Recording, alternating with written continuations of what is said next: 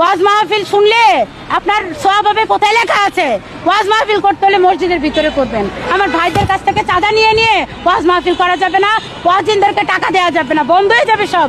মাদ্রাসায় দাম করা বন্ধ করে দেন। কই এইবার কিন্তু লিমিট ক্রস করে ফেলাইছস। তোদের ব্যবসারে তোদের ব্যবসা ফারার মধ্যে রাখ, আর তোদের ব্যবসা ফারার মধ্যে যদি না রাখতে পারোস তাহলে আমাদের দে দেখ আমরা কি করতে পারি।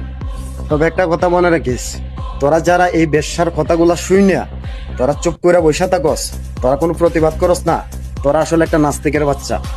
এই নাস্তিকের বাচ্চা প্রতিনিয়ত ভাবেই হুজুরদেরকে নিয়ে কথা বলে।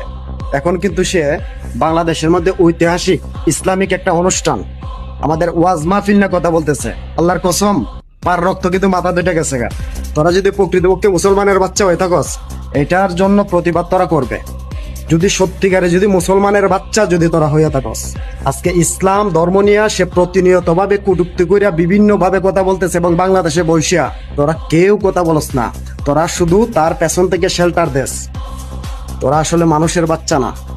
একটা ইসলাম দেশের মধ্যে এই সমস্ত নারী যারা আছে, পতিতালয় নারী, তারা প্রতিনিয়ত দিনের পর দিন এই ধরনের কথাবার্তা বলে যেতেছে। তোরা কেউ এটার প্রতিবাদ করস না, আল্লাহর গজব পড়ব তোদের উপর। খুব অতি শীঘ্রই বাংলাদেশের মাটিতে এই সমস্ত নাস্তিক এবং বেশ্যার জায়গায় আগুন লাগাই আগুন। মনে রাখিস তোর একটা কথা।